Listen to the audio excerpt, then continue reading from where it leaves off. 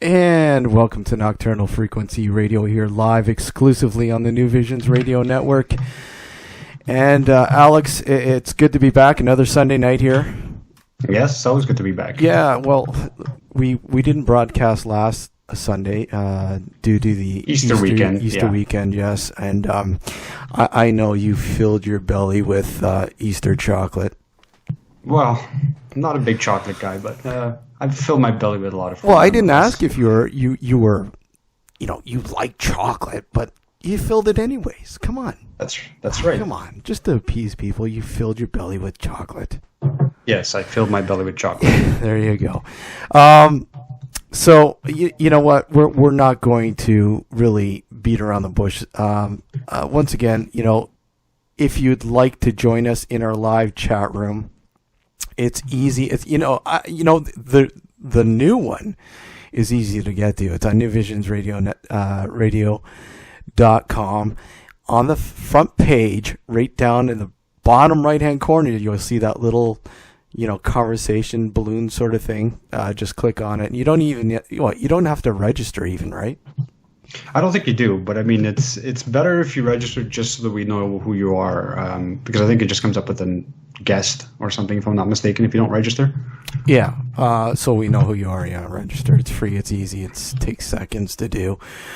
Just get out. If you'd like to follow us on Twitter, you can do so at Dark Discussions. Facebook, join our new Facebook group. Well, page. Follow it or like it. Just go to the search box and type in Nocturnal Frequency Radio, and you'll find the page there now. Join. Like it. And again, right. our BBM group. How's that going? We're around 1,273 subscribers. You're lagging. What's going on? You know what? It's difficult to get that. It seems to get stuck in a rut, and it takes a while to get going again. Maybe it's the material you're posting. It's not interesting, not intriguing enough, not in depth. What's going on? You need to push the boundaries a little bit, maybe. I think. Well, I'll try. Huh? I'll try it. You'll try. Tonight we have a really, really special guest. Yes, we do. And who's our guest this evening? Dr.Daria Berzinski. I hope I didn't butcher that name. But yes, we're going to be discussing life after death and topics of that nature. And I must say, it's always been an intriguing topic. And I know, like a lot of things that are, mysterious to a lot of people. I mean, it's a thought in everyone's minds, really. I mean, what? Of course. I mean, you have people that don't believe it, right? But I think a majority of people, the majority want to believe that there's something more. Yeah.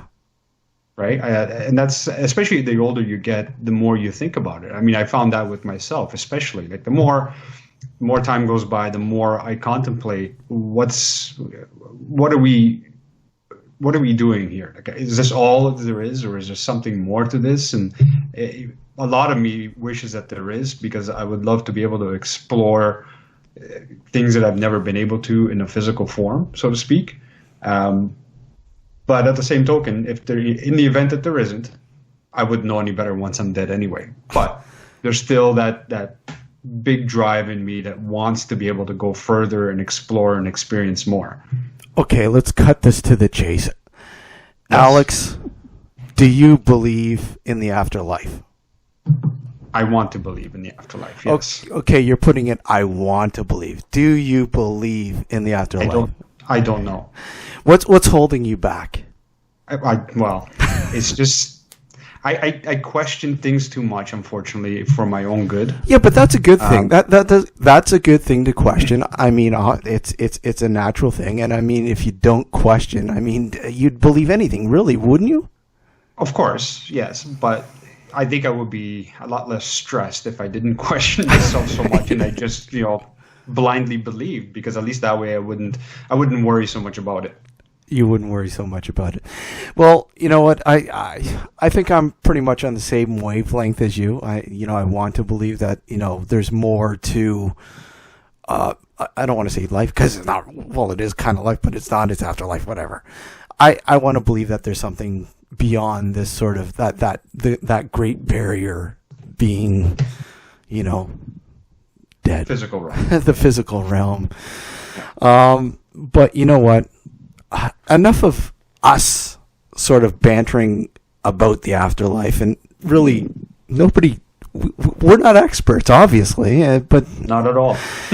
and I think that's where a person who has researched it in great depth, such as Dr. Berzinski, will better sort of broaden our minds, if you will, on this whole. Yes. Dr. Berzinski, welcome to the show. Thank you for having me. Now, do you just want to be called Dr. Berzinski, or your first name, your last name? How would you like to be addressed? You can call me Daria. Okay, Daria. Okay, so the afterlife. Obviously, it's a huge aspect of our lives, with many lives. But yours in particular. How did you sort of gear your direction and research and everything else? How did that interest come to you?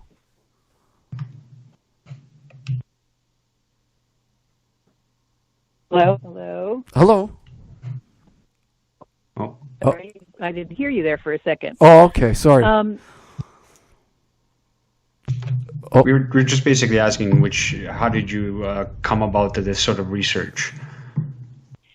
Well, I came from a family who, I'm only a second-generation American, and I had grandmothers who were a little way out there by modern standards.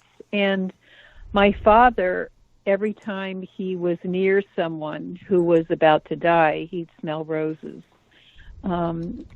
Actually 3 days before they would die.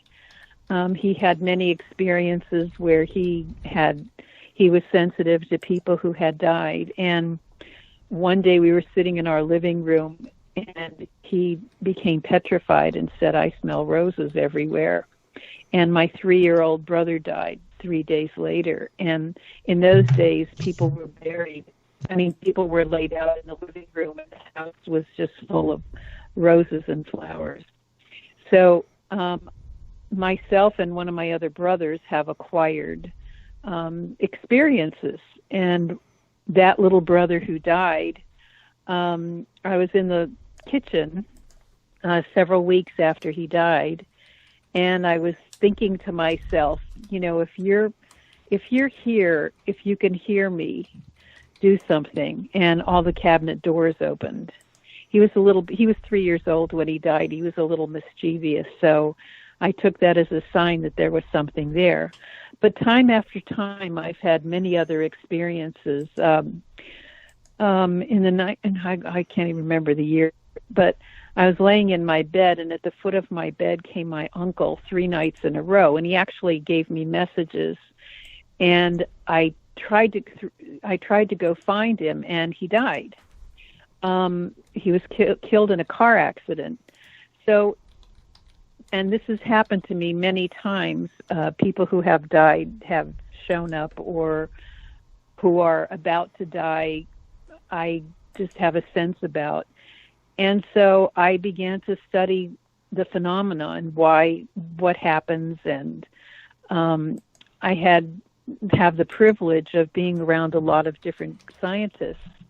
Bob Monroe. I happen to be near the University of Virginia, and here we have what's called the Division of Perceptual Studies, and it's been in existence for 50 years with Dr. Ian Stevenson.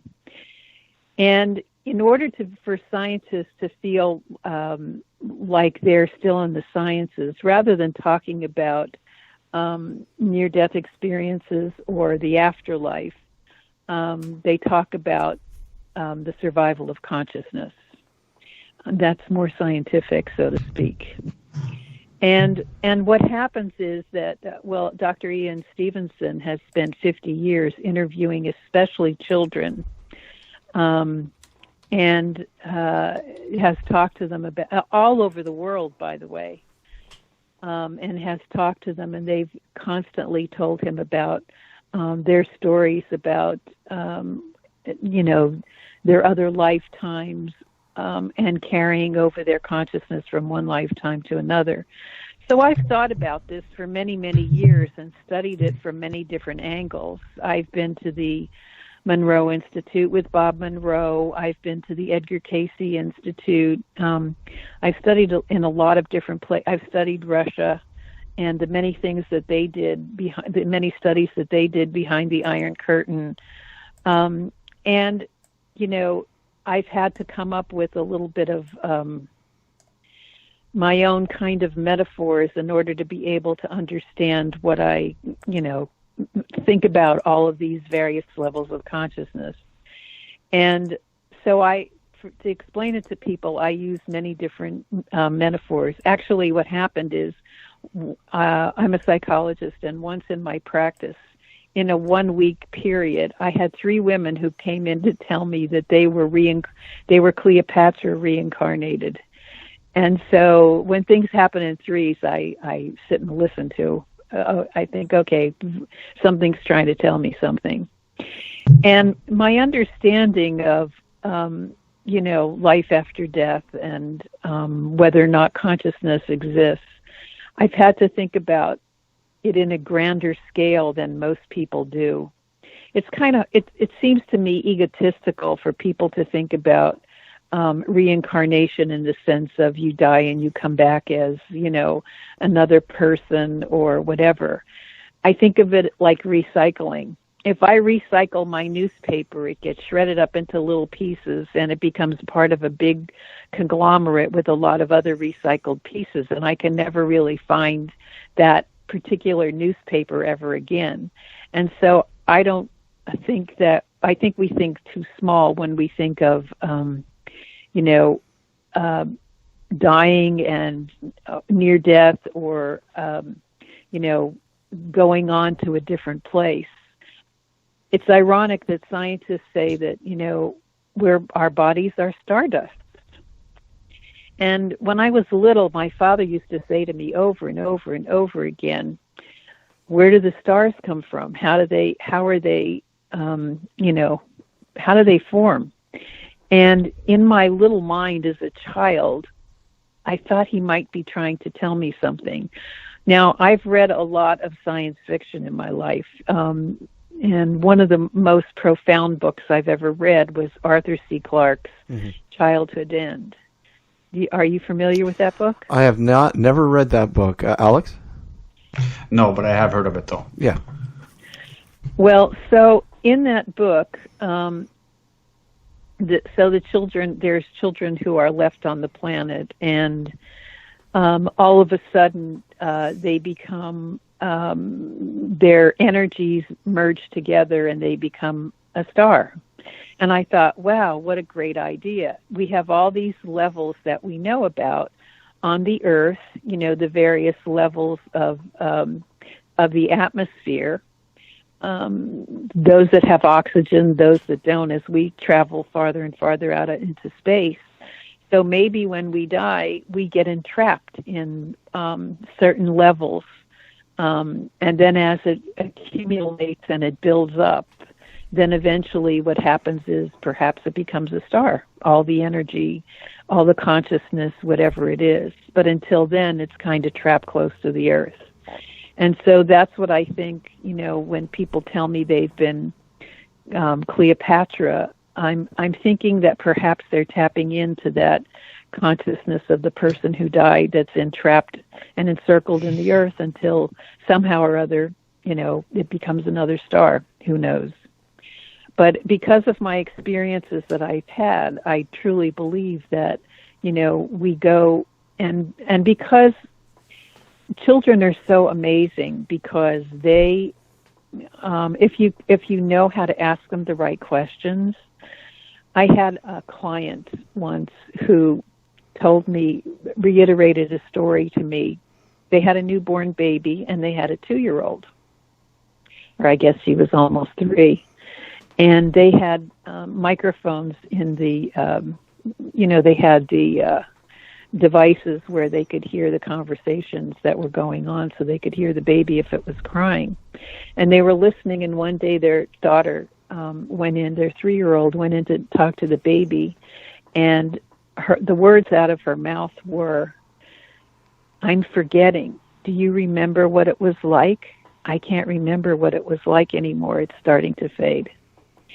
So I believe that children, because they're not tainted yet with, the world and society and the way it is, I believe that they are still able to tap into that universal consciousness that exists all around us. And I can keep going. I'm glad you're talking. Yeah, no. It's funny that you say that, because I mean, you hear that quite often, especially, when it comes to, I guess, it's like the Akashic records. Yeah, and I mean, you look at something as small as children and their imaginary friends.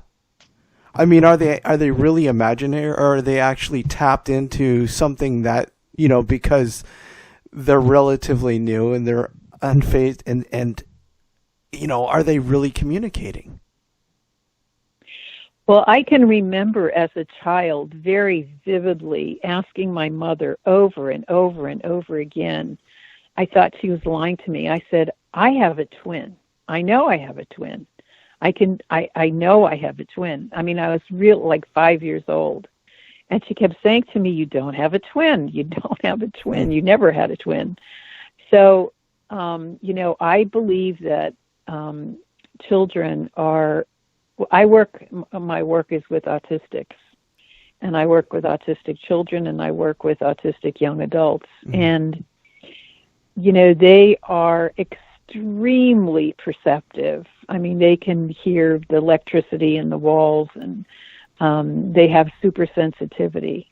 I won't go into why, but and they also, they have extreme intuition, and even though they may not be able to read body language or the environment, they're intuitive about other things. And I'm not sure that I believe in reincarnation because of the analogy I gave you of the newspaper. Yeah. But I do believe that consciousness survives, and that whatever it is that we learn on this planet becomes part of the memory of the planet and is encapsulated somewhere, in the ethers, in some layer that we don't know about. Well, I mean, you look at energy. I mean, energy is infinite, pretty much. I mean, it carries on. So, I mean, that sort of plays into that sort of scenario, right? Yes, and I was just remembering when I had the 3 women who were Cleopatra. I had young children at the time, and I said to my kids, "Come on, we're going out to the lake, and let's just go sit by the lake. I've got to think about this. There's some reason why I'm thinking about this." And my two of my sons were at the pond, and my children were very perceptive. My son stood at the door one day and said, "Daddy's coming home." I said, "No, he's not. He's not." And he walked in the door, and many other things. But as I was sitting there contemplating this, they were throwing rocks in the pond, and my one son kept yelling, Mommy, the answer's in the pond. The answer's in the pond." Oh, wow. And finally, I looked down, and what was happening was concentric circles. When you throw rocks in the pond and how it makes circles. Yeah. And as the 2 boys were throwing rocks in the pond, their circles were intersecting and going out into the edges of the shore and back again. And I thought, aha, they're teaching me all about energy. And the answer was in the pond. Well, let me ask you, sort of continue on with, children and how they sort of have that perception.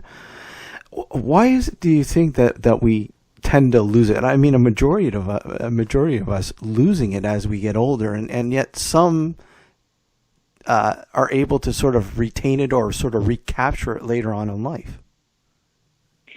It's because we're enculturated. It's enculturated out of us. Okay.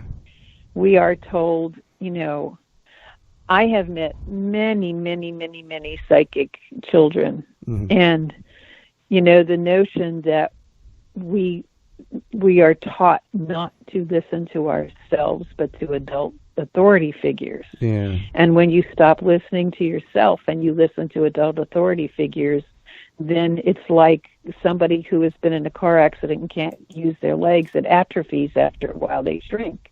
And that's what happens to the ability.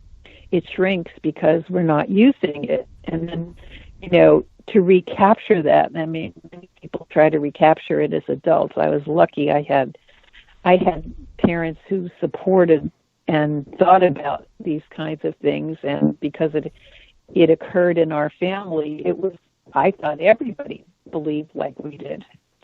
So that's what happens. You get caught up in the world of commercialism and money and finance and material things.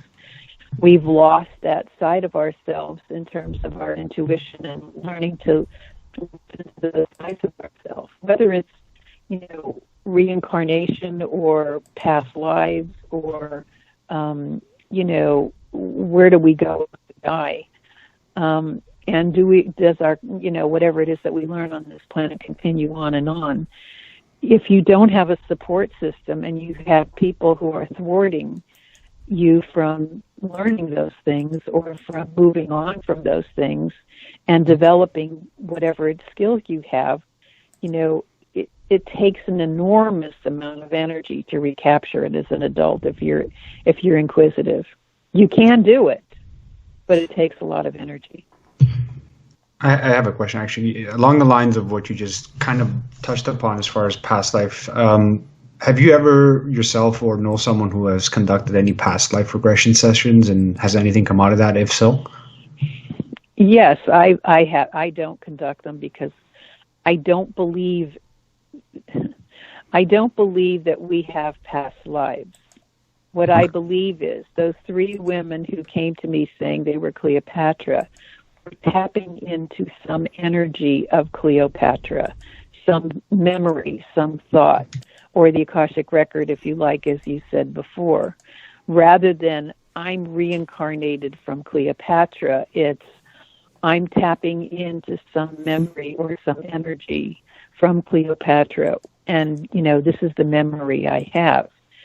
Because everything is energy, I find it very feasible that anybody who has died, who has had a mind, who has had thoughts and feelings, and a spirit, and the soul,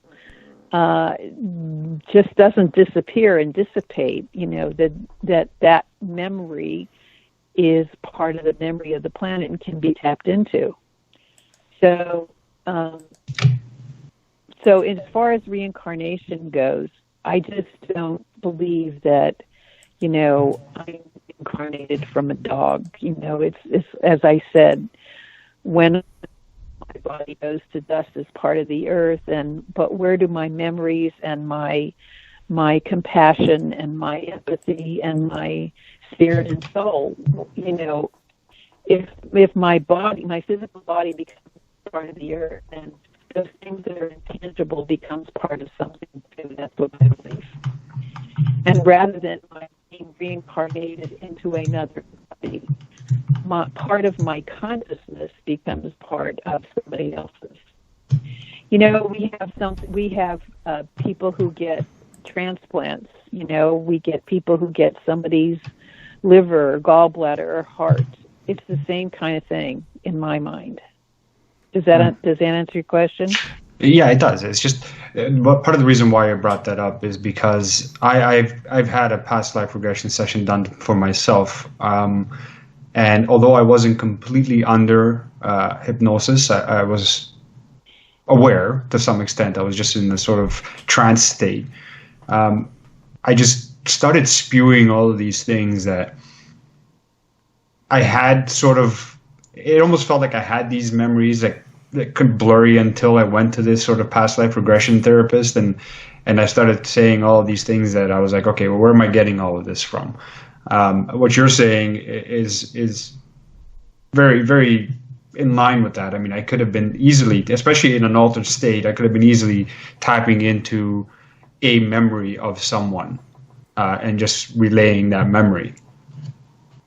You have to be careful with hypnosis. Hypnosis is somebody sitting in a room controlling and manipulating you. I'm a psychologist, and that's the way I see it.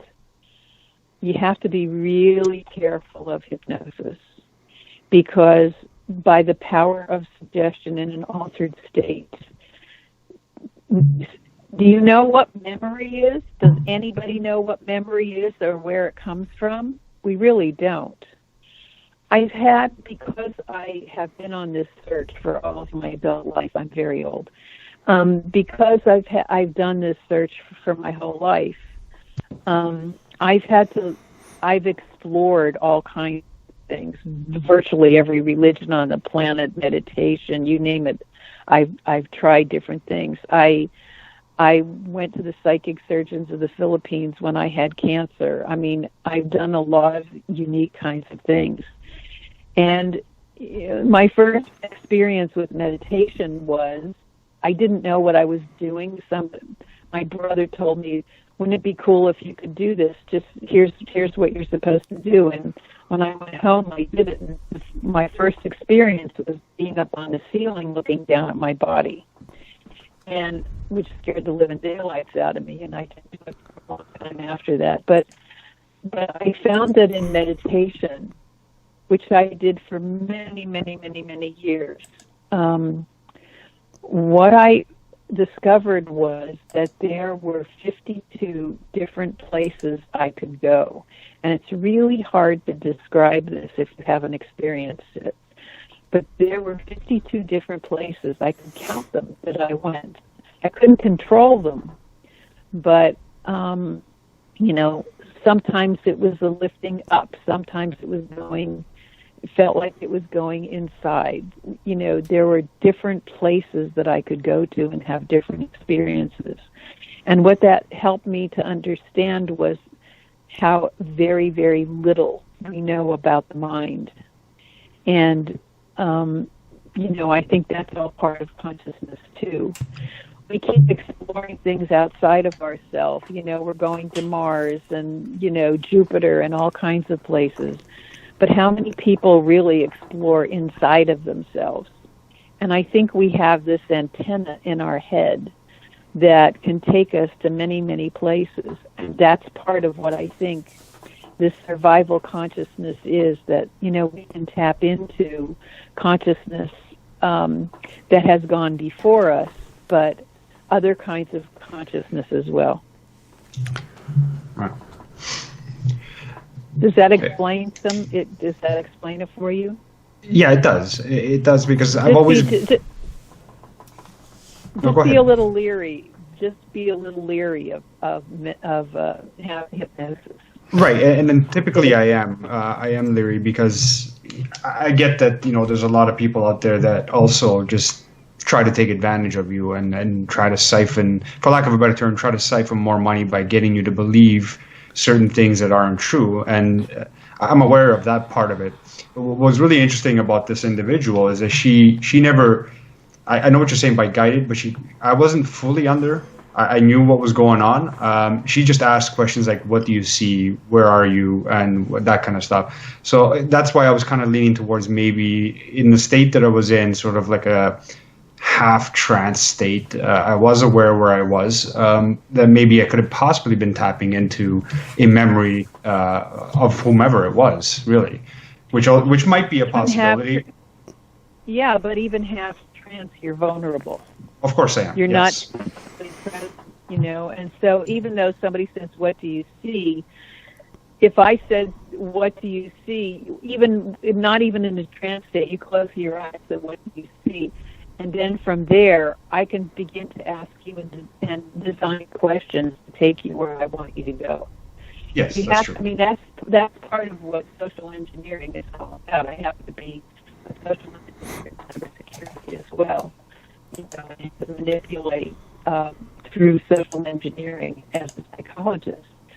So you have to be careful when it's external. My suggestion is, one of the things I tell people to do as an experiment is to stand in front of a mirror, turn off all the lights, and just have a candle in front of you and look at yourself and see what you see. There are a lot of times with somebody in a therapeutic setting as a psychologist, and as they're talking to me, I observe their face changing. And I'm never quite sure if it's somebody coming through them talking to me, or if it's an experience and that's the facial expression for that experience. But I have observed people, change facial identity 5 or 6 times during the session. So there are so many things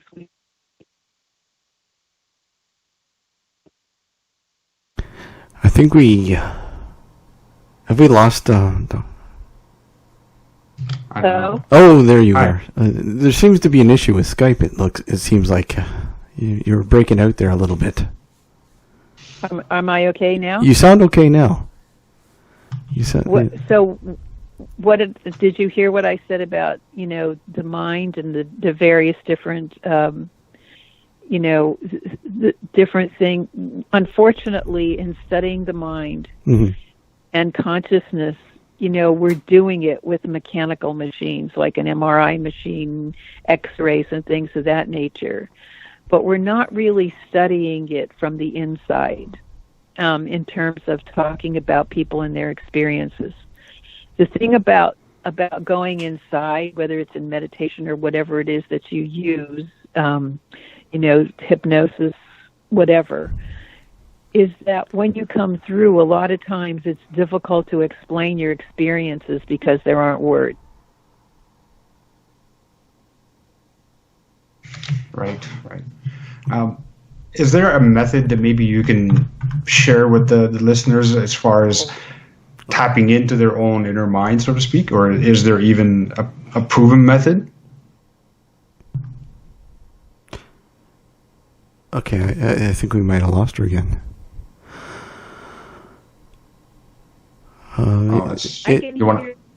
She's there. It keeps breaking up for some reason. I think it's Skype that's doing that. I'm looking and everything. Okay. There you go. There you are. Okay, so the pre-verbal stage means that from the time you are in utero until you're 8 years old, the brain thinks in symbols, not in words. So it's really difficult to, if you are having an experience prior to age 8, your brain is thinking back symbolically rather than with words. And so if you're trying to go back to the time when, you had a more vivid memory as a child, sometimes people have difficulty doing that because it's all in symbols and not in words, so they have a difficult time verbalizing it. Mm-hmm. Do you understand? Yes. Yeah. So we really don't know consciousness and how the mind works, even the electrochemical way the brain works. Neuroscience is a really new science. And so, we're learning all these new things about how the brain works. And so, I had a near-death experience. I had an ectopic pregnancy that ruptured, and I nearly died. Oh, wow. And I had a near-death experience. So, I saw the people that were in the room. Supposedly I was dead. And I had to ask myself, what was present in the room that I could see the people in the room? If my body was dead and supposedly my brain was dead, what was I seeing in the room? Mm-hmm. So we can't answer any of these questions yet. All we can do is rely on our experiences and study and research more and more. And I suggest, you look up some of Ian Stevenson's work and, about just reading a lot of the research, the many children that he's interviewed all over the world is just absolutely fascinating. When you were talking about memories and how we don't understand where they come from and exactly what they are, I guess, what are some of the most wildest theories behind some of that, like, that you've ever came across? In terms of what? Like memories, yeah. What where they possibly, originate from, and what exactly they are. Neuroscience is a new science. Somebody just sent me an article. I haven't actually even read it yet, on where memory actually. I mean, I get these like every year. Somebody's got a theory about where memory comes from. And we really don't know. Nobody really knows. Yeah.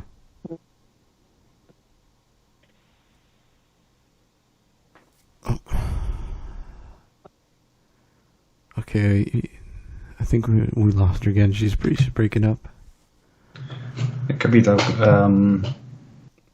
I know that she said sometimes her area, the cell coverage is not the greatest. Maybe you want to try calling her on the other number.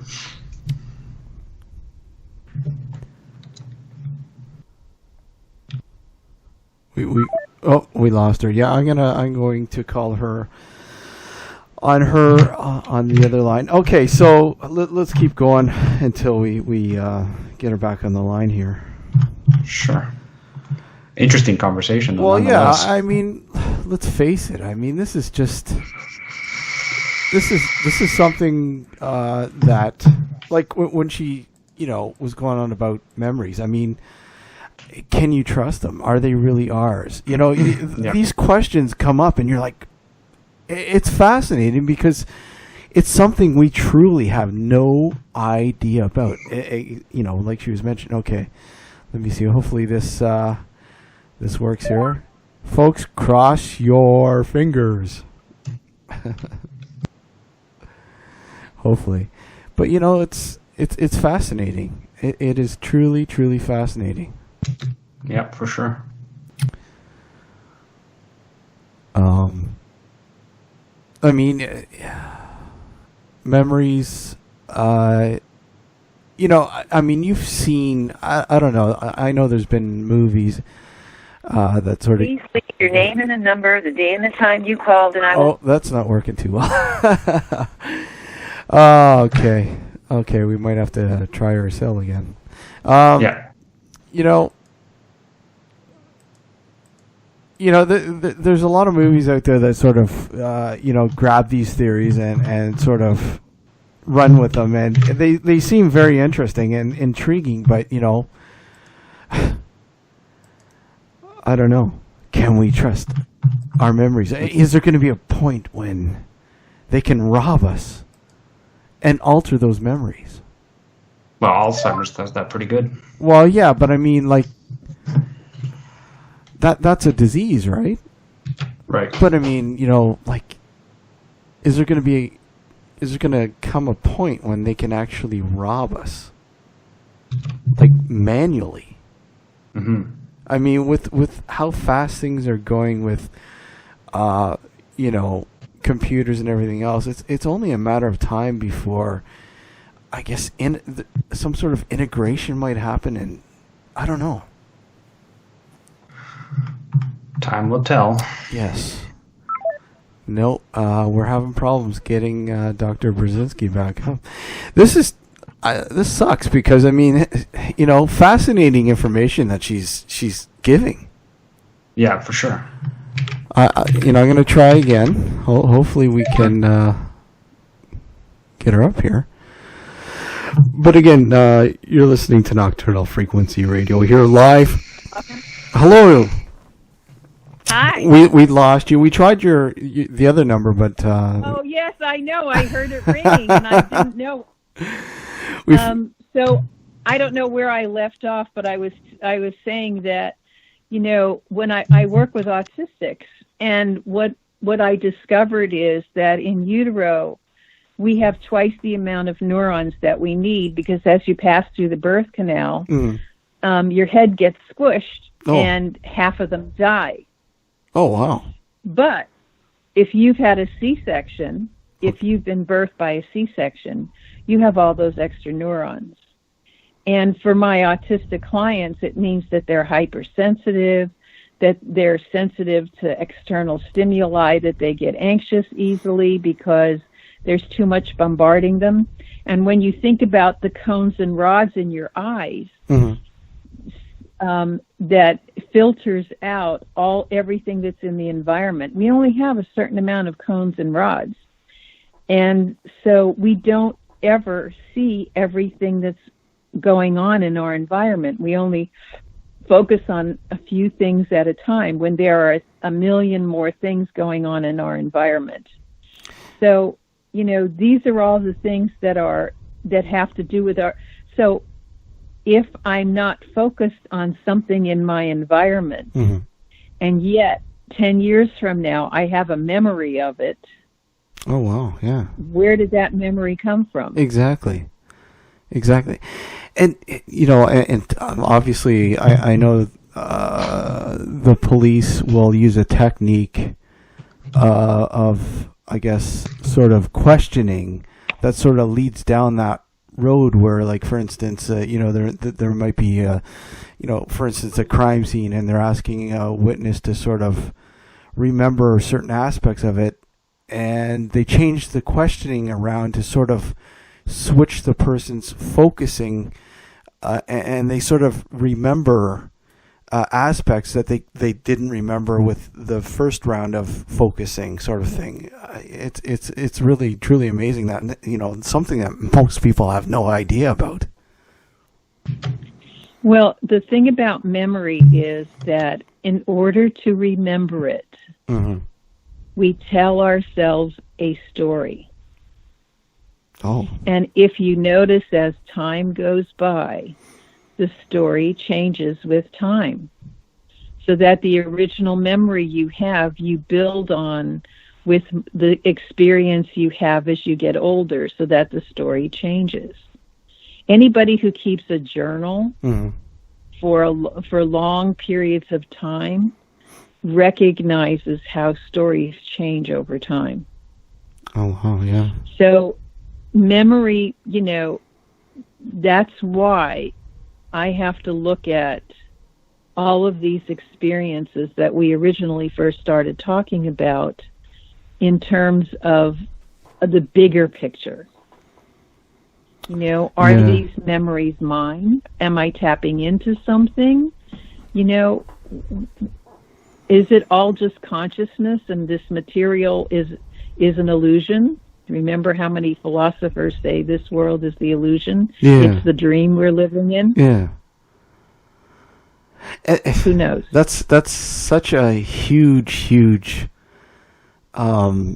mystery, and it's so intriguing that the amount of theories and, like, when it comes to memories and consciousness, it's you sit there and everything to us is tangible, if you will, and most people don't really I guess sort of understand the proper way of putting it, the metaphysical sort of aspect of our environment, and because it's unseen, we don't understand it. I mean, what are your views on, I guess, the metaphysical aspect of life, and again, things that are unseen but are there perhaps, and we just don't understand that? Well, I believe that we create the material world. Okay. Through our thoughts and beliefs, and mostly it's fueled by our feelings. So I believe, I studied with the Institute of Heart Math out in Boulder, California. And what I learned from them was that our mind, our brain has 0.5 watts, puts out 0.5 watts of energy. Okay. Our heart puts out 2. 2 watts. Wow. I'm sorry, 5 watts. So our heart is much more, and we think of our heart as our physical heart, but what I'm talking about is our emotions. And so if you think about it this way, if I am a parent and my child was in an accident and is in the hospital, can I sit at work and function at work? Exactly. I can't, because my mind is with my child. My emotions are with my child. Yeah. And so our emotions propel us, and create. So in line with this, I tried an experiment many years ago when I was dabbling in all this and experimenting with different things. And I was focusing on creating $100 bill. And I was doing this meditation thing that, I thought, this is really, okay, let's try this. And the following day, I opened up my wallet and there was a $100 bill in my wallet. Wow. I didn't put it there. So we create the physical universe, our experiences, the events, everything, by our beliefs, by our feelings, and by our thoughts. And if you can change those things, you can change your world. Exactly. So you have to ask yourself, is this a dream? And am I just in here creating this dream for myself? That's very unique, and that could be so deadly, that type of thinking. Why is it deadly? Well, I'm not saying it can be. Obviously, it has pros and cons. Obviously, it can go. Well, you got to be careful. You got to be careful. Like the people who are malicious. Yes. It could be deadly if they were to do something with this thing. Although I got to try that money trick with it, see if that works for me, because I could really use a $100 bill right now. Yeah, exactly. I did have a friend who was a Masonic person. He was a 33rd degree Masonic person, and I have been very, very blessed in my life to have so many master teachers. But he was a professor at Temple University, and we kind of met, I don't know, at a conference or something, and sat down and started talking with each other. And he was telling me about the dark arts that he had dabbled in, and that he was angry with somebody and they ended up being in an accident, and he started to train his thoughts. He realized how powerful thoughts were. I had another experience. His name was Alex Tanis. Alex Tanis was a person who was a guinea pig for the military, and he could bilocate. Do you know what that is? Be in two places at once. Yes. Yes, he could be in he actually could be in 3 places at once.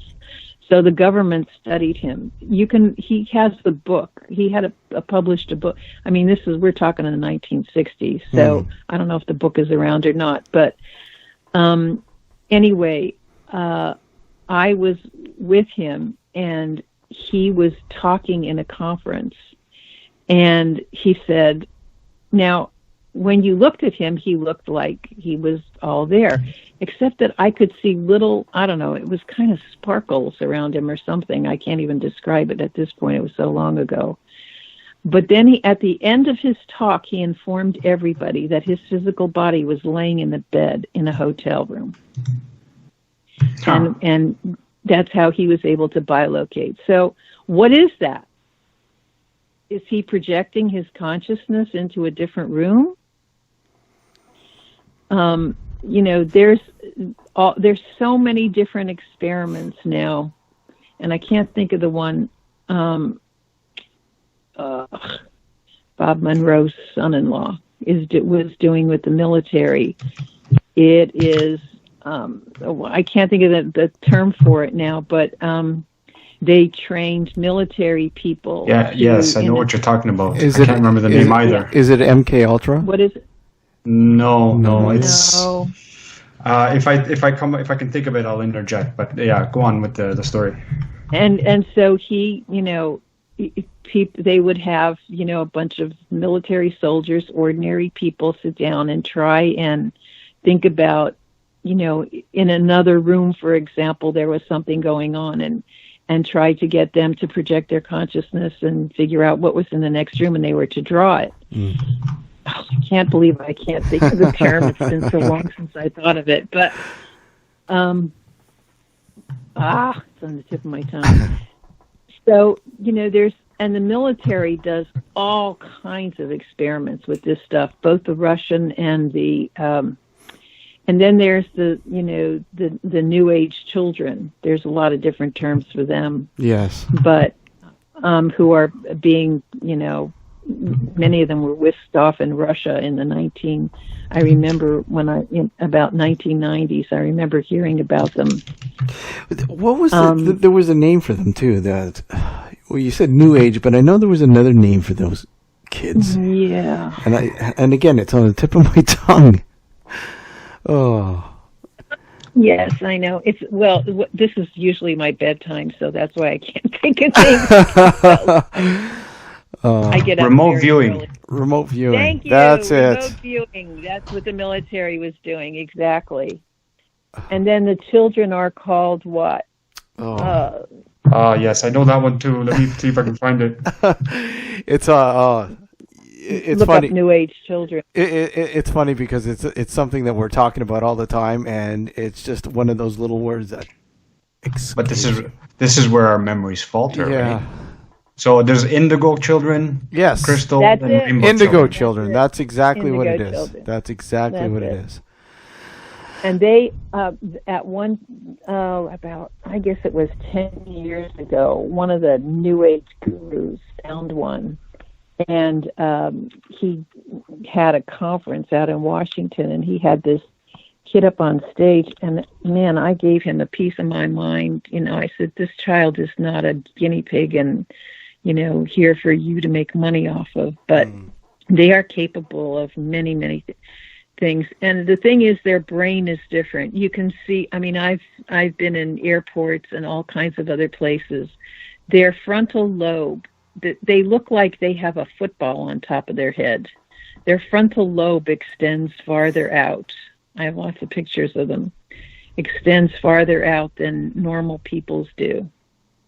And in the back as well. And they are, they have extrasensory perception. They have they have kinesthetic, that's touch. They have all kinds of extrasensory perception and abilities that most people don't have. So where is this all coming from, Yeah, and I was going to ask too, does some of this perhaps sort of originate, what is it, from the pituitary gland, I believe? Pituitary. Yes. What originates? All of the abilities and stuff like that? Well, I don't know. Studies say that it comes, there's all different theories. Mm-hmm. One is the third eye in the front. Yeah. Some say it's the pineal gland. Pineal gland. That's what I meant. Sorry. Yeah. Some people say it's the solar plexus above the navel. Everybody has different theories. And because we really don't have, we are in a society that loves to compartmentalize and segment everything. Yeah. And the problem is that when you try to look at things under a microscope and don't have a holistic view of things, you end up losing it. I often say in my lectures, so if I say that my dog is half collie, half terrier, which half of it is terrier and which half of it is a collie? You can't chop it up into pieces and it's just impossible. So Descartes separated the mind from the body, and once he did that, we became this compartmentalized, mindset. where we're dissecting everything from the smaller to the smaller to the neurons to the, to the cells to the smallest and smallest parts. But when you do that, you lose the whole picture. Yeah. When I work with people, when I work with children, I work with the whole family, because unless I change the whole family, that child is never going to change their behavior. I can change their behavior, but the minute they go home, they're going to go back to what's familiar. So, the problem is that we've lost the holistic perspective. And so now we have all these bits and pieces of scientific data and research and experiments that are trying to dissect things into parts instead of looking at the whole picture. There are so many different avenues we could take this, and you know what? And the hour is gone. I know myself, I'm sure Alex, we'd love to have you back on to sort of further this conversation, because there's so much great information that you're sharing here, and we really appreciate it. Well, you're very welcome. For people who may want to know more about you and your work and like everything, where can they find you? Well, I have a website where I have 9 websites. So you can go to docdaria.com, and you can see all my different websites. But the one that's probably in alignment with what we're talking about is sacronology.com, and that's on there. Just click on, it's a picture of a book with light energy coming out of it. And they can email me if they like. You can find my email address on any of my websites. And I get about 1,000 emails a day. So if they refer to this radio show, it would be really great. Okay, great. And we will share all the links on all our means of social and everything else in terms of the show. We'll definitely share that with all our listeners. It's been fascinating. It's completely fascinating. And once again, I want to thank you very much for coming on and being our guest this evening. You're very welcome. And, I'll leave you with one thought. And this happened to me twice in meditation. And I just allowed myself to go. And I discovered that there was a place that you can go to where there's absolutely no boundaries. It's not no-thingness, and it's everythingness. Oh, wow. And the minute I thought, this is God, it was gone. Wow. So there's a place that we can all go. It happened to me twice. I've never been able to recapture it again, but I know what I know now. That is interesting. That is really, really intriguing. Wow. That's very deep. Yes. Sure. Thank you very much. Thank you very much. Yes, thank you. You're very welcome. Thank you for having me. Well, thank you, and take care and be well. You too. Bye-bye. Okay. Good night, Daria. Bye-bye. Good night. Good night. Good night. Fascinating stuff, man. Just for sure. Yes. It just makes you think more and more about not just we really didn't go in depth with the afterlife, but I mean things that are sort of associated with that, that might be sort of keys or aspects to unlocking what the afterlife might be. For sure, yeah. Yeah. I mean, we just scratched the surface of the conversation, really. There's far more to it than that, of course. Oh, absolutely, absolutely. We're going to take a short break here, and more. We're going to chat a little bit more about this when we come back. So don't go anywhere, folks. You're listening to Nocturnal Frequency Radio here live exclusively on the New Visions Radio Network. Don't go anywhere. We'll be right back.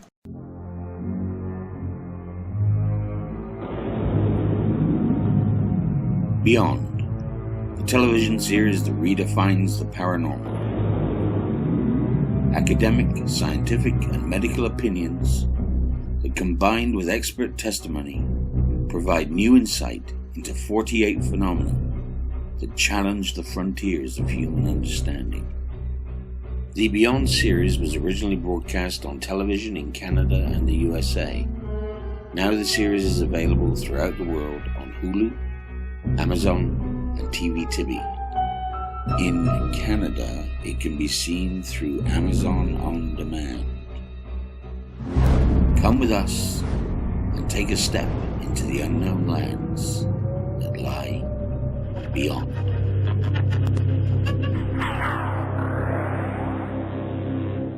More information at beyondtheseries.com.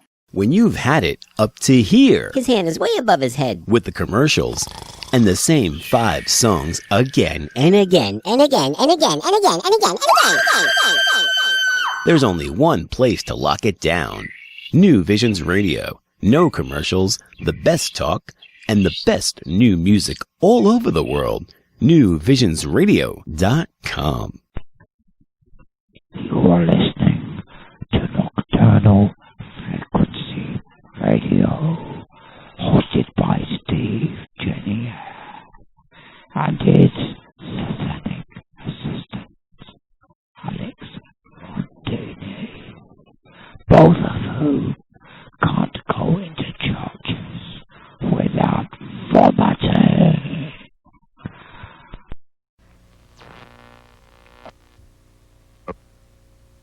Because of the obvious threat to untold numbers of citizens due to the crisis that is even now developing, this radio station will remain on the air day and night. This station and hundreds of other radio and TV stations throughout this part of the country are pooling their resources through an emergency network hookup to keep you informed of all developments. At this hour, we repeat, these are the facts as we know them. There is an epidemic of mass murder being committed by a virtual army of unidentified assassins. The murders are taking place in villages and cities and rural homes and suburbs with no apparent pattern nor reason for the slayings. It seems to be a sudden general explosion of mass homicide. And welcome back to Nocturnal Frequency Radio, here live exclusively on the New Visions Radio Network. Well, as we were discussing in during the break there, Alex, our beloved Leafs lost to the Washington Capitals. But, congratulations. I mean, it was definitely a close series. It could have went any way. Obviously, how close, with the amount of overtimes that they had. I think there was 5 out of 6 overtime games? I believe so, yeah. Yeah, there was only the one that was not an overtime game. I think it was last game that they didn't go into overtime? No, they went into overtime last game. And then they went into overtime pretty much every game, I think. No, there was the one game that they won 5-4, I believe. Oh, right. Yeah, they won 5-4. Anyways, congratulations to the Washington Capitals. You know what? They're definitely going to have their. I don't know. I think the Leafs wore them down. I think so. Yeah. Really? I mean, anyways. In case you are just tuning in the first hour we were talking to Dr.Daria Berzinski, primarily about the afterlife and aspects that sort of surround and could possibly be keys to understanding what the afterlife means. Some really, I mean, some great information she shared with us, and I'd love to have her back on. For sure, so would I. Because I mean, there's just so much there you can talk about. It's endless. Of course, this is a topic that's, in my mind, is still very speculative. Only because, as Dr. Berzinski was, inferring herself, that neuroscience is still a relatively new field. Yeah. And we're just starting to learn how the mind works. So all that we discussed today, although a lot of it is very valid, obviously, I mean, it's more valid than obviously what you and I may think is we don't even study that field to begin with. I mean, we're not scientists, but it's still relatively new and it's still very speculative just because we don't know enough about it yet. No. Obviously, with how quickly things are going now, I mean, I think we're going to learn a lot quicker than we have in, say, the past 100 years. More than likely, yes.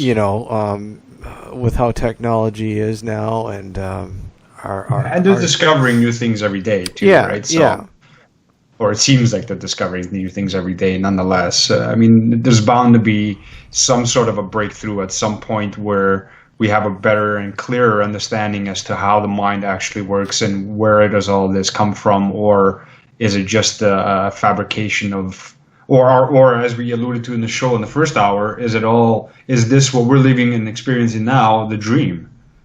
Is it just a vivid dream that we are living in and it's somebody else's dream? Well, it's funny. ITC.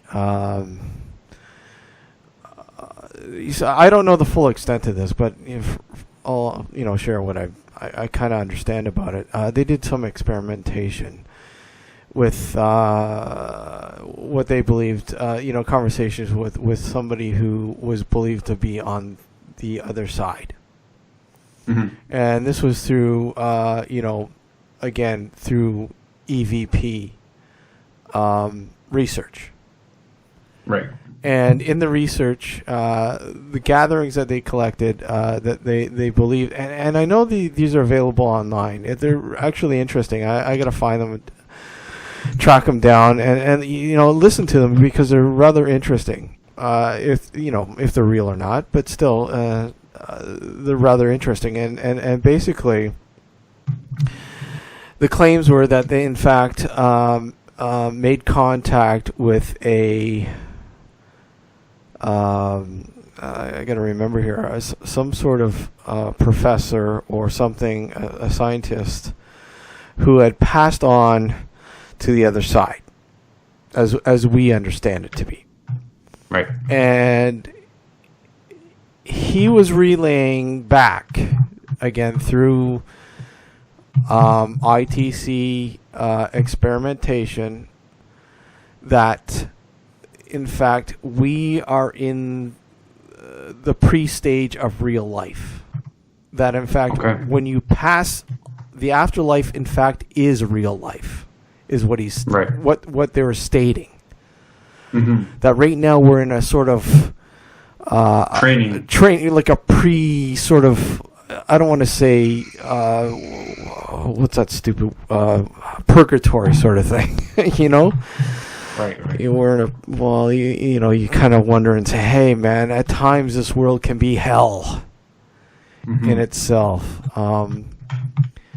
Again, ITC research, there's, I believe there's a website. I have to find it again. And there's some, again, some experimentation that they did years ago. And, whether it's true or not, hey, that's up to you, your own sort of believing if it's true or not. It's fascinating if it's true. Let me tell you that. Oh, for sure, yes. That we're able to actually make contact with, or they were able to make contact with somebody who had passed on into the afterlife, if you will, and sort of relaying that sort of information back to us. Again, rather, if it's true or not, of course, that's a whole different scenario. But again, I think we have to, as Dr. Berzinski sort of mentioned as well, it's our sort of look at, hey, we are, I guess, sort of centering on too much on the physical aspects of looking at this, and not the sort of the non-physical, the metaphysical, Mm-hmm. Yeah. We sort of trying to understand within rather than, again, we are sort of built or trained. I don't want to say trained, but from birth we're taught that things are physical. Right. We live in a physical world. I mean, yes, things are tangible. I mean, humans like to have things that are tangible, that you can touch, feel, and that the non-physical world is sort of it's an unknown to us, and it's sort of. For most of us, will not believe it because it just doesn't make any sense. Mm-hmm. Right? For sure, yeah. I mean, what are your thoughts on the sort of the metaphysical aspect of this all? Well, what you were saying before about the ITC sort of harkens back to a thought that I had a while back, where it kind of goes along the same lines, where this is only like a stepping stone. We're almost, what I used to say is that this life here, the physical life we have here, is almost like the infancy stage, and then you go on to the toddler stage, and then you go on to the early childhood stage, and then teen stage, and then adulthood, and so on and so forth. That's the way I used to think about it, and what you just mentioned about the ITC and what they did sort of relates to that. I kind of believe that that's the case. Yeah. The only reason why, what kind of gets me stuck in a sense, is all of these people who have had, or who claim have had, sort of like past life experiences. Yeah. I mean, there's been documented cases. Now, again, these could all be fabricated. I'm not saying that they're all legit, but there's been documented cases of people who have interviewed hundreds of people who have had past life sort of memories and have walked them through a past life regression, much like what I went through, and got information about which they no right should have known about. Yeah. I know what Dr. Berzinski was saying as far as being cautious, but when I went for my past life regression, and I told you this story already before, Steve. Yes. But for those people who haven't heard the story, essentially, I wasn't completely under. I was in sort of like a trance state, but I knew what was going on around me. I knew the questions she was asking me. And in no period of time during that session did I feel that she was leading me on. She wasn't asking leading questions. Yeah. She was just asking me, "What do you see?"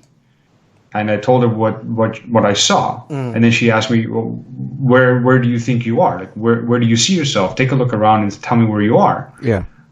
She wasn't saying, "Oh, are you in a forest, or are you in a medieval town, or are you in a castle, or anything?" Those are leading questions. Mm-hmm. She wasn't asking those types of questions. She was strictly asking me, where do you see yourself? Where are you? And what do you see? Tell me what you see. And I would basically go on and explain what I saw.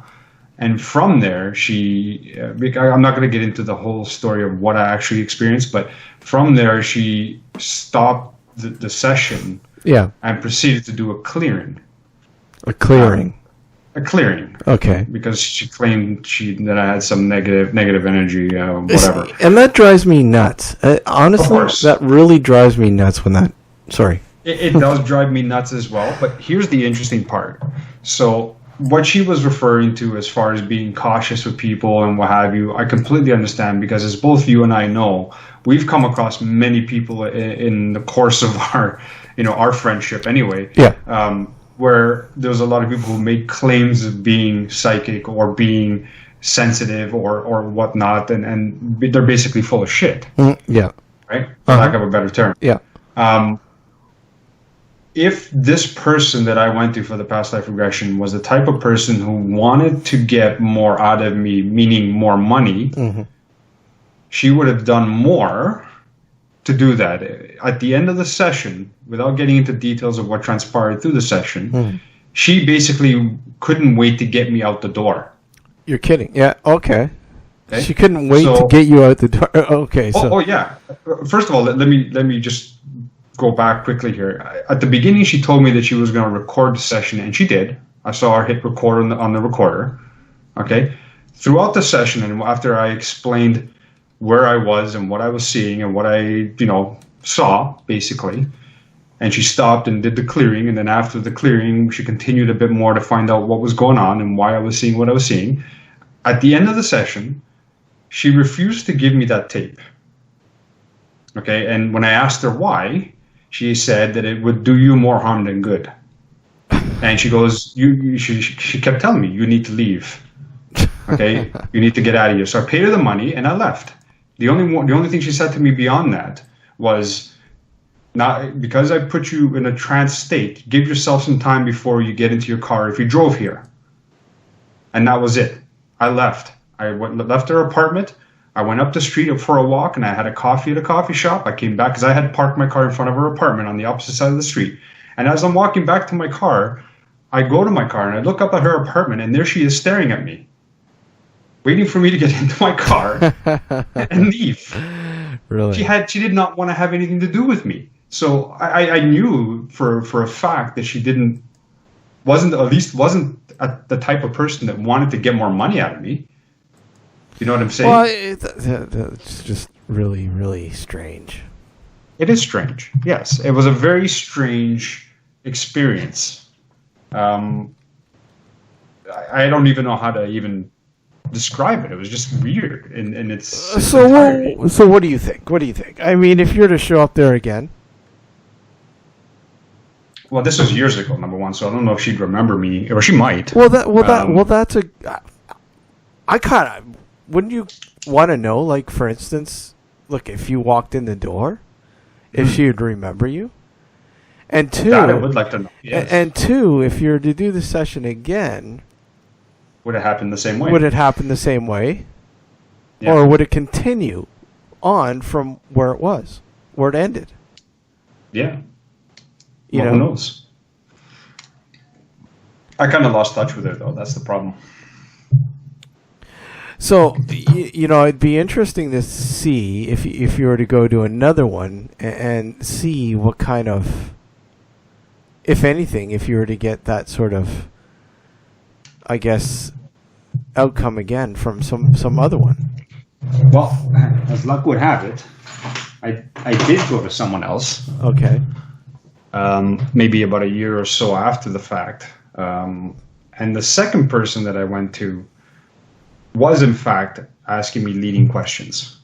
Oh, okay. Of course. Okay? Yeah. So that person I did not take seriously at all because he was trying to lead me in a certain way by saying, oh, now you're seeing, or imagine yourself being in a garden and, sitting down, or I don't remember the exact words that he said because this was, again, years ago. Yeah. But yes, he was, in fact, leading me on or leading me to a certain way by asking me these leading questions, whereas the first one never asked those kinds of questions. She just asked open-ended questions, meaning, where are you? What do you see? Right? She never told me what I should be seeing or led me in that direction. Yeah, and you know what? A majority of them are like that.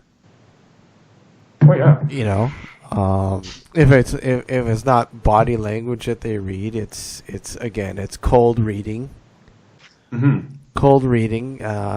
Just throwing a general question out there, and most people will jump at the opportunity of answering. They feel compelled because this person that is asking the questions wants to help me make contact or wants to help me understand something that I'm asking about, right? Right. Well, a lot of these people play on people's emotions too. Well, right? Of course. Because the majority of the people that go see a so-called psychic or past life regression therapist or any of that ilk, so to speak, yeah, do so for a specific reason. because they either want to, like you said, contact a loved one, or they want to anything. Like maybe they had an experience themselves and want to learn more about it. So there's a high emotional charge attached to the reason why they're going to a psychic or a medium or a past life regression therapist. The reason why I went was really because I kept having these sort of snippets of visions. I wasn't completely asleep. It was when I was trying to go to sleep. Yeah. And in that sort of state, as I was drifting off, I kept seeing myself being put in the guillotine and having my head chopped off. Oh, jeez. Okay? Yeah. So I'm like, okay, so if it happened just one time, no biggie. Yeah. It happens, whatever. It's one-off. Off you go and move on with your life. But it kept happening over and over and over again at one point. So I had to try to see if I could figure out if there's anything behind this, or was it just my overactive imagination? Yeah. So I looked up past life regression therapists in Toronto, and this person came up, and when I saw that her face, I knew her. I've met her before at Scott McClellan's Christmas party, one of his infamous Christmas parties. Okay. She had attended one of his Christmas parties, and I had met her there once. I didn't know her well. I just sort of remember her face. So I contacted her via email, and I explained to her that I wanted to get a past life regression, and she agreed, and she told me where and when and how much, and off it went. And that's when I went over to see her, and we did this, and then she kicked me out of the apartment after it was done. It was like one of those weird scenarios, That is strange, isn't it? But I've never had one of those visions since. That's the interesting thing. That's, yeah, it's I don't know, man. It's one of those areas that you like to go. You like to believe a lot of it, but unfortunately, there's just so much. I don't know. It's speculation. Speculation behind it, and for somebody to outright tell you that especially when it comes to past life regression or making contact with a loved one or whatever, they'll tell you you'll get results, guaranteed. Yeah, sure they will. It's you can't believe that, because really you can't. As Dr. Berzinski said, you have to be wary, and she's absolutely right. You do have to be wary of it, because you just don't know what this person's intent is. Yeah, I'm going to share I shared the ITC website. I'm going to do it on a Facebook page.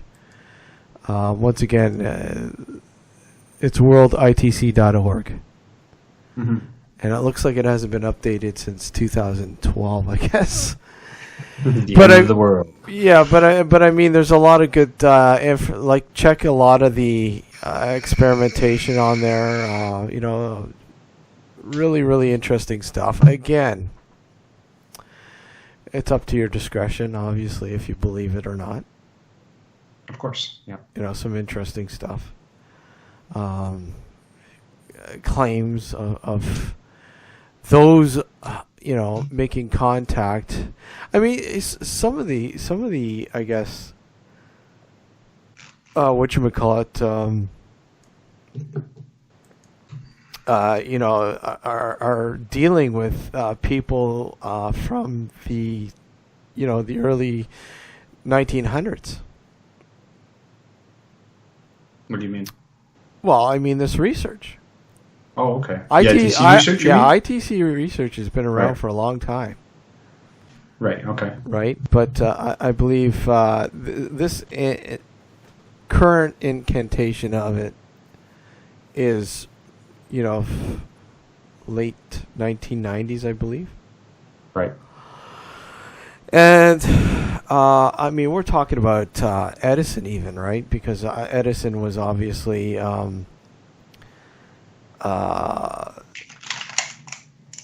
dealing or supposedly working on a what was dubbed the telephone to the dead. Right. So making contact with the dead. So that I guess the experimentation is sort of a development of that. Again, there's some samples on there. Again, like I said, the website itself it's relatively old. It's been up there for quite a long time, and it hasn't been updated for almost 10 years now. It seems. But like I said, check it out. I think I was introduced to it because years ago when I listened to Ghostly Talk, and they had one of the people involved with ITC, and that's Mark Macy. Okay. You know, somebody who's written a few books on it, I believe as well. But again, well, Mark, that might be an interesting person to have on the show if we can sort of track him down and maybe have him on. Maybe talk about the IT Spiritcom sessions, because sure, yeah, you know, that'd be interesting. Again, it's interesting. It's like a lot of things in the paranormal, if you will. It's, do you believe it? It's up to you. Yeah, well, again, it's subjective, right? Yeah. It's really dependent on whether you believe it or not. I mean, there are even as Dr. Berzinski alluded to, we make our own reality. So for someone who truly believes something, and maybe that's why I'm more of a ghost deterrent, but if you truly believe in something, it'll happen. I don't know how much I believe that yet, but it's something that I've heard numerous people say in the past. And I'm not talking about just people in the paranormal field and people who are scientists. I'm talking about people in general. Even motivational speakers have said this many times in the past. You make your own, basically you make your own life. And what you believe will come true if you believe in it, you know, wholeheartedly enough. I mean, organizations do this all the time. Well, you know what I mean? Yeah. This is why they spew their own motto and they try to brainwash their employees into believing what they're espousing, simply because if you get your employees to believe what you believe, they will sell the product for you. Yeah. You know what I mean? And not just, you know, sell it because you have a particular product, even if you just have a service. But if I go to you, for example, and I espouse a service that a company that I work for does or provides, and I talk it, you know, so highly, you may try it. And if you try it and like it yourself, then you're going to tell somebody else, and that person's going to tell somebody else, and it snowballs from there. There's that snowball effect again. Yeah, exactly. Okay, we're going to take a short break. Yes. And when we come back, we're going to continue with this because it's interesting. So don't go anywhere. Of course, you're listening to Nocturnal Frequency Radio here live exclusively on the New Visions Radio Network. We'll be right back after these commercial breaks. On Thursday, October 6th, at the Burlington in Chicago, and Friday, October 7th, at the Feed Arts Center in Kankakee, Illinois, an incredible musical and historical event is taking place based on psychoacoustics, industrial music, and electronic voice phenomena. This will include the first ever U.S. performance of Addie Newton's The Anti-Group, the electronic experimentation of Michael Boyd, and the debut of a new project by Michael Esposito, EVP specialist, and Addie Newton's called Matar. Based on EVP from Paris's underground catacombs, the standing stones of southern England, and ley lines across Europe and the world. If you have interest in industrial music, psychoacoustic research, or electronic voice phenomena, or experimental music, this is something you don't want to miss. Thursday, October 6th at the Burlington in Chicago, Friday, October 7th at the Feed Arts Center in Kankakee, Illinois. There'll be a special, limited edition flexi record with previously unpublished recordings by all three performers, available at both shows.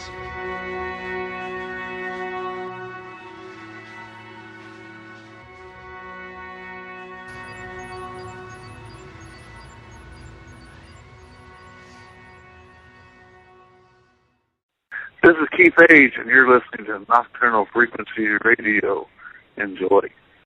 Before going to Port Robinson Road, I would have been one of those guys that you told me that you were going on a ghost hunt. I wouldn't necessarily laugh at you, but I would think to myself, yeah, that's a waste of time. You know, there's really no point in going. Port Robinson Road is not a horror film, and it shouldn't be confused with the mainstream Hollywood horror films of today. It's a mystery, thriller, drama, and I don't think it's anything that's ever been done before, at least not in this way. And I think it's vital to the paranormal world that a film like this takes itself seriously. I don't think there are too many films of this nature that take themselves too seriously, and this one does. At least I'm taking it very seriously, and that is why I think it's about time that something like this was brought to the forefront. Visit PortRobinsonRoad.com for more information on the feature paranormal film in development. But going to Port Robinson Road really just took my eyes and peeled them right open and said, you know what? There's the possibility for this to be out there. And welcome back to Nocturnal Frequency Radio, here live exclusively on the New Visions Radio Network.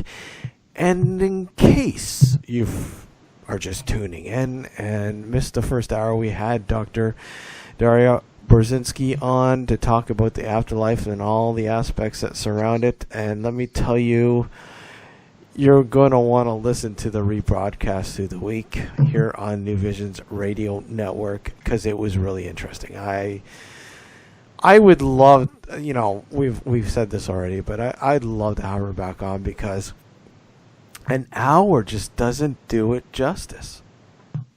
Right, exactly. Especially with this kind of a topic, because this kind of topic can go for a lot more than even 2 hours if you really get into all the different aspects of it and whatnot. I mean, we really didn't even touch upon the afterlife itself. No, we didn't. I mean, we alluded to it, but we didn't really get into it. And I think that was the problem. There wasn't enough time. So, you know, we're sort of dancing around, building up to it, but we were never able to execute the sort of, the tough question: what is the afterlife, or what do you believe it, or what's your research show, sort of thing. You know what I mean? Right.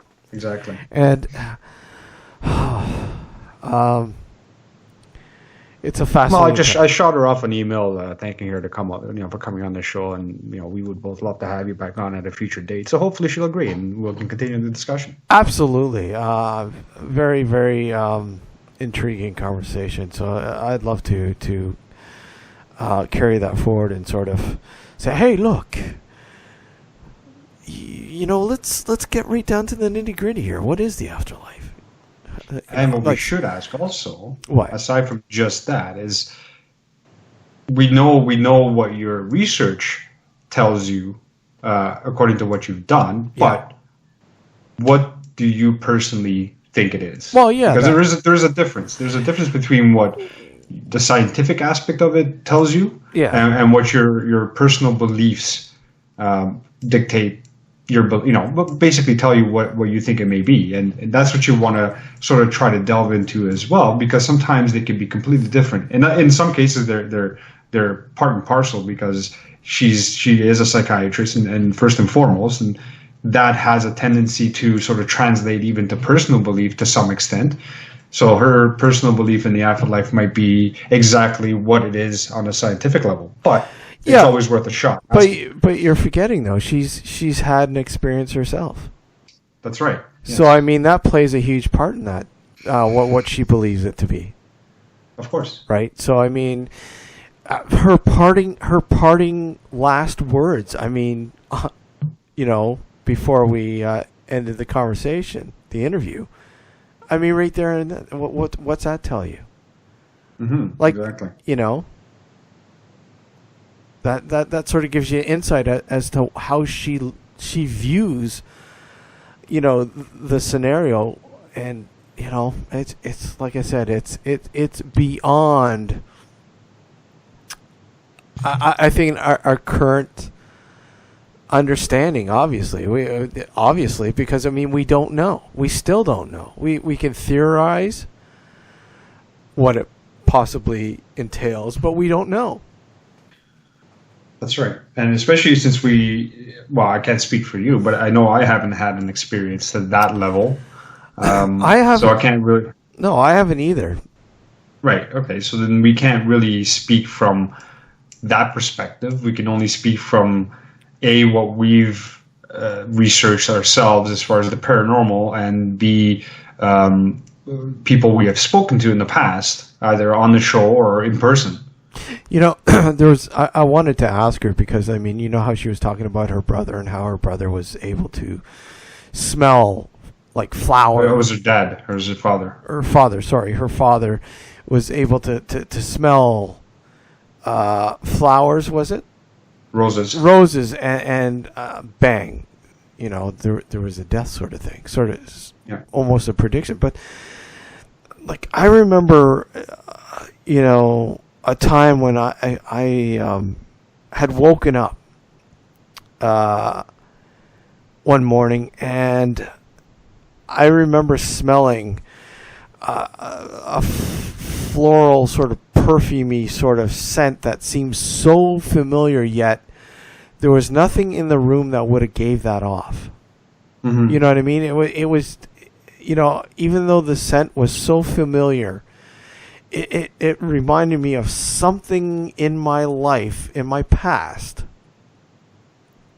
Mm-hmm. But yet it made no sense to the present. You know what I mean? There was nothing in the room where I was that would suggest giving off that scent. Right. You know, that I can easily explain. Oh, you know, there was an air freshener, or the window was open and you know, or there was perfume, but there wasn't. You know what I mean? There was nothing that you could link to that smell at that particular time. Yeah, and sometimes that stuff does happen, yeah. Yeah. And, I mean, there was another time when I was sleeping, and again, I don't know if I was fully conscious, but it seemed like I was fully conscious. Mm-hmm. I just remember lying there, and I just remember seeing this, it looked like a human-like form floating across the room and coming around to my side of the bed, and my arm was overhanging the bed and just hanging there to the side, down, and it was like this human-like figure, you know, grabbed my hand, like touched my hand, and there was nothing but warmth. It felt like perhaps somebody that passed on that I knew was telling me everything is sort of okay. You know what I mean? That's what it felt like. But, I mean, I couldn't make heads or tails of who it was. You know? Maybe it's a relative. Well, that's what I mean. Was it a relative? Because if it was, I could not see to say it was. You know, whatever it was, there wasn't a look of familiarity on them. Okay. You know?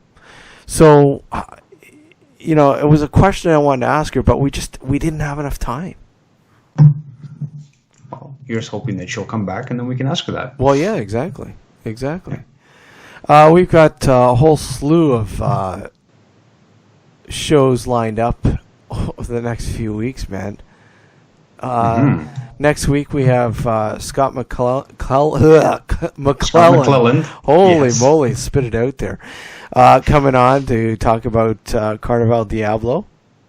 Yeah, that's going to be fun. I haven't talked to Scott in a long time. No, and the paranormal show.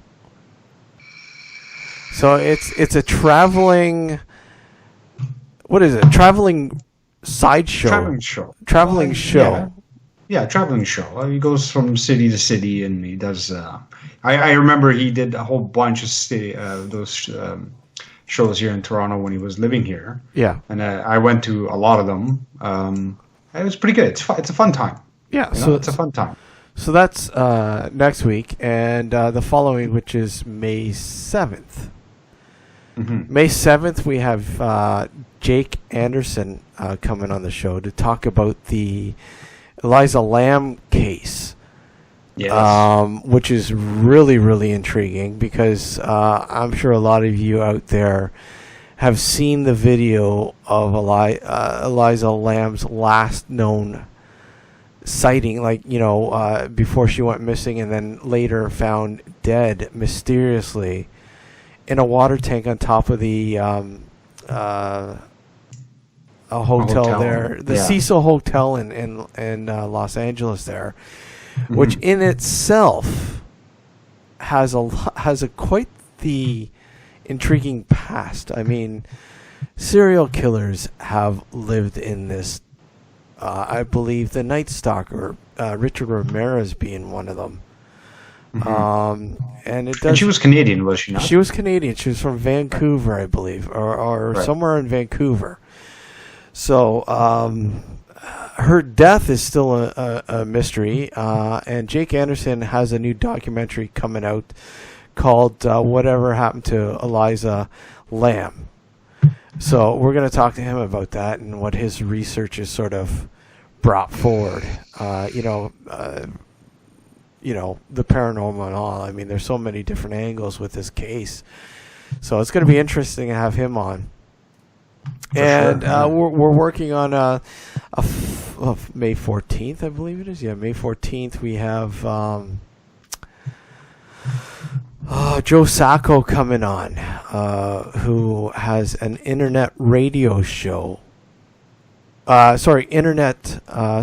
YouTube or internet web series. Mm-hmm. And we're going to get more into that, obviously, when he comes on the show. Sorry, Peter Sacco. I don't know where I got Joe Sacco from. I'm thinking of hockey still. Joe Sacco. Joe Sacco. That's it. That's, oh, God. Peter Sacco, sorry, will be on to talk about his web series and more. That's the 14th. And like I said, we'll get all the information about that show on our Facebook page when we get that going. Again, that's May 14th.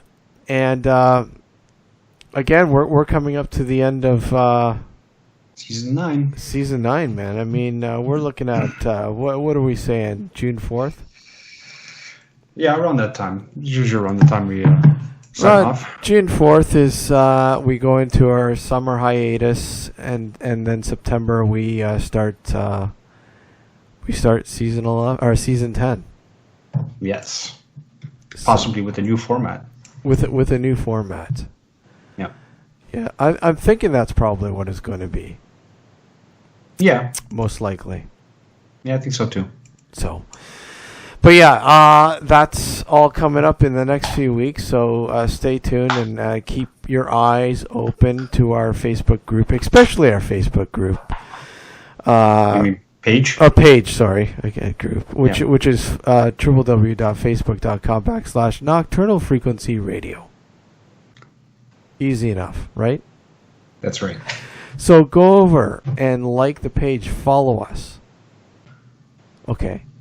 Because if we reach $100,000, you'll get a personal thank you letter from Steve and I. Exactly. And we did say we'd say new likes, new people who've liked the page or follow. We'd mention them on the show, upcoming show. Yeah. Should we do that? We could. Can we? We have the technology. We do have the technology. Let's pull it up and say, hey, look at new likes to this show. I don't know, man. It's not coming up. Oh, I'm just saying. I'm just kidding. I'm just kidding. Like I said, let's go. Okay. So some of the people that now are following the page. Thank you very much. Who? Alex, who? I'm just logging in myself. Hold on. I'm just kidding. Our friend Joe Burkhart. Yes. Is one. We've known Joe for a long time. Yes. Aaron Dean and Sonia. Gord Westwater. Hey, Gordo. Dr. Gord. Gord. And I'm sure we'll have him on the show very soon. I'm calling him the Orb guy, by the way. I'm sure he'd love that. Oh, he loves it because every time there's a picture taken of an orb, we're gonna superimpose him in there and go, hey, look, Orb guy. He's still gonna kick your ass when he sees you. Oh, I've already told him this. Did you? Okay. Yeah. During the SOPS meeting that we just had over the weekend, last Friday. So he could be. I told him maybe you could be a new character on the radio show. There you go. Dr. Orb guy. Is this an orb? No. That's exactly how he'd say it. That's all he'd come on for. Well, we just had a new picture sent to us, and sent it to you, Dr. Orb guy. Is it in fact an orb? No. No, it's never an orb. No, orb. They don't exist. Oh, wait, we can't say they don't exist. They do exist. But are they, in fact, paranormal? No. And maybe over the summer, we could potentially have a new episode of Nocturnal Night Shots in the can. Dun, dun, dun. So what is that, episode 3? Technically, yes. Technically, episode part 2 was a 2-parter, but this would technically be number 3. Technically, this would be number 3. So, again, I guess we should. I will maybe share that in our page there on our new Facebook page. Yes. Right. That would be ideal. But we also do have the Nocturnal Night Shots page as well. Well, that's what I'm going to share, the page link. So, guys, go like it and follow it too, please. We'd really appreciate it. And there it is. It's on our page. Awesome. Cool? Yep. All right. Cool.